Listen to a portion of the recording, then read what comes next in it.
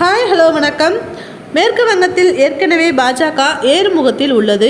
அதற்கான அடித்தளத்தை உருவாக்குவதில் அமலாக்கத்துறை முதல் NIA வரையிலான மத்திய விசாரணை அமைப்புகள் பாடுபடுவதாக ஆளும் திரிணாமுல் காங்கிரஸ் குற்றம் சாட்டுகிறது.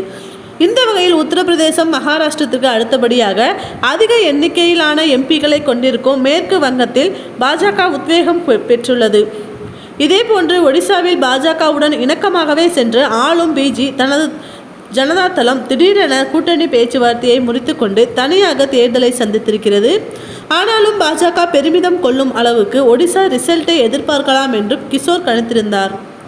அடுத்தபடியாக தென்னகத்தின் தெலுங்கானாவில் சட்டப்பேரவை தேர்தலிலேயே மேற்கு வங்கியில் பாய்ச்சல் காட்டிய பாஜக இந்த மக்களவை தேர்தலில் மேற்கு வங்க நிலவரம் போன்றே இரண்டாவது அல்லது முதலிடத்துக்கு முன்னேறக்கூடும் என்றிருக்கிறார் கிஷோர்.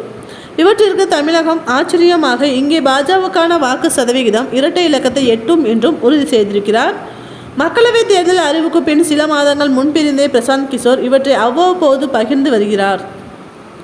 2024 மக்களவையின் தலையெழுத்தை தீர்மானிக்கும் அளவுக்கு கிழக்கு தெற்கு நிலவரம் பாஜகவுக்கு சாதகமாக மாறும் என்ற கணிப்பை தேர்தல் நெருக்கத்தில் இன்னும் உறுதியாக தெரிவித்திருக்கிறார் கிஷோர். இவற்றில் குறிப்பாக தமிழ்நாட்டில் அவரது கணிப்பு பலிக்குமா என்ற கேள்வி புதிய விவாதங்களுக்கு வித்திட்டிருக்கிறது. தமிழ்நாட்டை பொறுத்தளவில் நோட்டாவுடன் போட்டியிடும் கட்சி என்ற நிலை பாஜகவுக்கு இப்போது இல்லை என்றாலும் பூத் ஏஜென்ட்களுக்கு தடுமாறும் கட்சி என்ற பரிகாசம் புதுசாக பாஜகவை துரத்த ஆரம்பித்திருக்கிறது.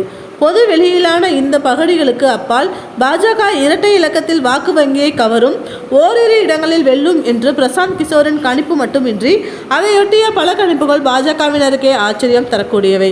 ஆனால் அண்ணாமலை பொறுப்பேற்றது முதலே அதற்கான பாதையில்தான் தமிழக பாஜக திட்டமிட்டு பயணித்து வருகிறது என்கின்றனர் அவரது ஆதரவாளர்கள்.